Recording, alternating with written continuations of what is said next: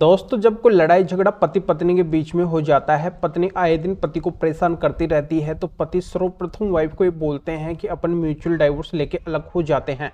पर अगर वाइफ मना कर देती है, म्यूचुअल डाइवोर्स के लिए राजी नहीं होती है, तो ऐसे में पति फिर कंटेस्टेड डाइवोर्स यानी कि एक तरफा तलाक की ओर जाते हैं। पर एक तरफा तलाक के बारे में जब पति जानते हैं तो पति को पता चलता है कि इसकी तो एक लंबी प्रक्रिया होती है और क्या पता मुझे डाइवोर्स मिले या फिर ना मिले। तो वहाँ पे फिर उनका दूसरी शादी करना कठिन हो जाता है, क्योंकि यहाँ पे कानून ये है कि जब तक वो डाइवोर्स नहीं लेंगे तब तक वो दूसरी शादी नहीं कर सकते हैं। तो ऐसे में फिर वो शॉर्टकट रास्ते अपनाते हैं कि कहीं ऐसा प्रोसीजर उनके हाथ लग जाए जिससे बिना कोर्ट कचहरी जाए जल्दी से जल्दी डाइवोर्स हो जाए। अगर वाइफ की परमिशन नहीं है तब भी उनको डाइवोर्स मिल जाए, फिर वो आराम से दूसरी शादी कर सके, जल्दी से जल्दी दूसरी शादी कर सके। तो आज के वीडियो के अंदर मैं आपको स्टाम्प पेपर के बारे में बताने वाला हूँ कि क्या स्टाम्प पेपर के जरिए से अब डाइवोर्स पॉसिबल है, नए कानून के अकॉर्डिंग क्या अब डाइवोर्स हो जाएगा, इससे डाइवोर्स लेके क्या अब दूसरी शादी तुरंत कर सकते हैं, क्या प्रोसीजर है क्या नहीं है, इसी की पूरी जानकारी इस वीडियो के अंदर मैं आपको बताने वाला हूं। वीडियो बहुत ही महत्वपूर्ण है, आपके फायदे का है, इसलिए आपको करना क्या है, वीडियो को कहीं से भी स्किप नहीं करना है, बिल्कुल अंत तक देखना है, तभी पूरी जानकारी समझ में आएगी, क्योंकि ये जानकारी आपको जानना बहुत ही जरूरी है। और इस चैनल को अभी तक सब्सक्राइब नहीं करे हैं तो पहले इसको सब्सक्राइब भी कर दीजिए और साथ में बेल आइकन को भी दबा दीजिए। तो चलिए शुरू करते हैं। तो वेलकम दोस्तों, मैं हूं आप अपने एडवोकेट जितेंद्र।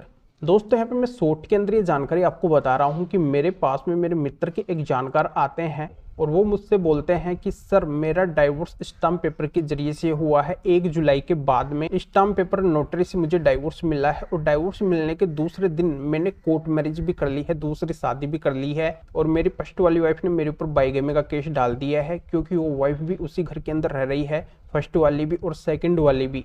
क्योंकि फर्स्ट वाली वाइफ मुझे बार बार परेशान कर रही थी, वो मुझे डाइवोर्स भी नहीं दे रही थी और एक तरफा तलाक भी मैंने नहीं लिया, क्योंकि मुझे पता है कि आसानी से मिलता नहीं है। तो मैंने शॉर्टकट रास्ता अपनाया है, फिर उस दूसरी वाइफ को मैं उसी घर के अंदर ले आया हूँ। और मैंने जैसे ही दूसरी शादी की, उस शादी से रिलेटेड जो डॉक्यूमेंट्स वगैरह है, हम दोनों की पिक्स वगैरह है, सारी की सारी मैंने फर्स्ट वाली वाइफ के व्हाट्सएप के ऊपर सेंड कर दी कि ये देखो मैंने दूसरी शादी कर ली है, तूने डाइवोर्स नहीं दिया तब भी मैंने इस तरीके से दूसरी शादी कर ली है, मुझे डाइवोर्स भी मिल गया, ये दूसरी शादी भी हो गई, अब तू मेरा कुछ भी नहीं कर सकती है। और उन हस्बैंड का ये भी आगे कहना होता है कि जो मैंने दूसरी शादी की है उससे रिलेटेड जो भी मैंने पिक्स वगैरह क्लिक की है उनको मैंने सोशल मीडिया पे भी अपलोड कर दिया है कि ये मेरी सेकंड वाइफ है, मैंने सेकंड मैरिज वगैरह कर ली है। और ये सारे सेकंड मैरिज से रिलेटेड डॉक्यूमेंट्स, एविडेंस वगैरह मेरी फर्स्ट वाली वाइफ के पास में है और उसने अभी मेरे ऊपर बाइगेमी का केस डाल दिया है। इसका नोटिस मेरे पास में आया है कि मैंने बिना डाइवोर्स के दूसरी शादी कर ली है, जबकि मैंने स्टाम्प पेपर के जरिए से, नोटरी के जरिए से डाइवोर्स लिया है, तभी मैंने ये दूसरी शादी करी है। क्योंकि कोर्ट के अंदर जब मैं गया तो मुझे पता चला कि अभी नया कानून आ चुका है और नए कानून के तहत स्टाम्प पेपर, नोटरी के जरिए से भी डाइवोर्स ले सकते हैं। कोर्ट के अब चक्कर लगाने की जरूरत नहीं है। जिसने मेरा डाइवोर्स करवाया है उसने मेरे से 5,000 रुपए लिए हैं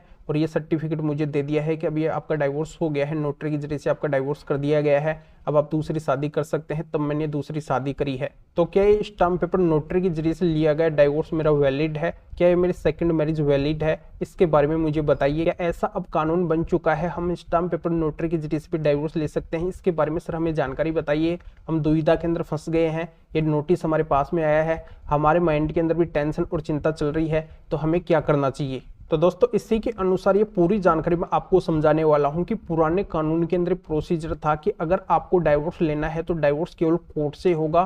कोर्ट के अलावा अगर आप बाहर से किसी भी जरिए से डाइवोर्स लेते हैं तो वैलिड नहीं होगा।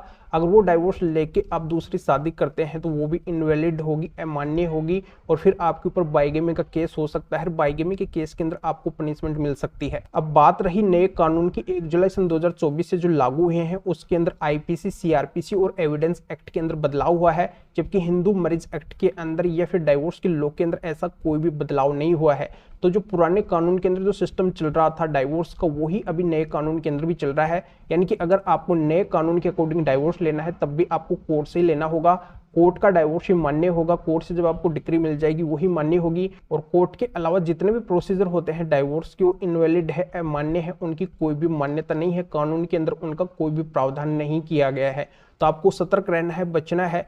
कोर्ट के बाहर कभी भी आपको भूल कर भी डाइवोर्स नहीं लेना है। स्टाम्प पेपर नोटरी के जरिए से जो भी डाइवोर्स लिया जाता है वो अमान्य है, इनलीगल होता है, क्योंकि डाइवोर्स हमेशा कोर्ट से ही होता है।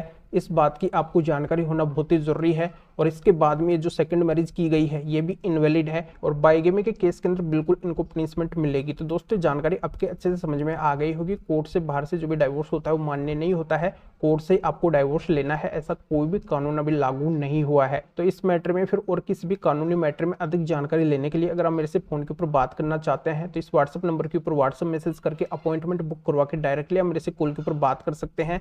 अपनी किसी भी तरीके की कोई भी कानूनी समस्या है तो उसका समाधान मेरे से जान सकते हैं। तो अभी आप इस वीडियो को लाइक कर दीजिए और शेयर भी कर दीजिए जो और लोगों तक भी ये जानकारी पहुंच सके। तो वीडियो देखने के लिए आप सभी का बहुत बहुत धन्यवाद।